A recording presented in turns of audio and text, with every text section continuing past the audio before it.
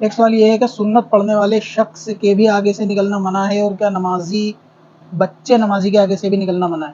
یعنی یہ جو نماز کے آگے سے نکلنے کی ممانعت ہے، ان کا مطلب یہ ہے کہ وہ صرف فرض نماز کے آگے سے منع ہے جب جماعت سے نماز ہو رہی ہو، یا کوئی تنہا سنت بھی پڑھ رہا ہو تب بھی منع ہے؟ تو اصل میں یہ جو ممانعت ہے یہ سنگل نمازی کے آگے ہی سے منع ہے. جماعت میں اگر نماز ہو رہی ہو تو ایسے نمازیوں کے آگے سے نکلنا منع نہیں ہے. ضرورت ہو تو نکلا جا سکتا ہے، بے ضرورت تو نہ ہی نکلے، لیکن نکلنا گناہ نہیں ہے. اور اگر اکیلا نمازی ہو اور اس کے آگے کوئی سترا بھی نہ ہو تو ایسی صورت میں چاہے وہ سنت ہی کیوں نہ پڑھ رہا ہو اس کے آگے سے نہیں نکلنا چاہیے. چاہے وہ نفل پڑھ رہا ہو تب بھی نہ نکلے. اور اگر بچہ نابالغ بہت چھوٹا نہ سمجھ ہے اور وہ نماز صرف پڑھ رہا ہے تو اس کے آگے سے نکلنا گناہ نہیں ہے. لیکن اگر بچہ نابالغ ہے لیکن نماز صحیح ادا کر سکتا ہے، یعنی ایسا حافظ بھی ہوتے ہیں نابالغ بچے 12 سال کے، تو ان کے آگے سے نکلنا بھی منع ہے.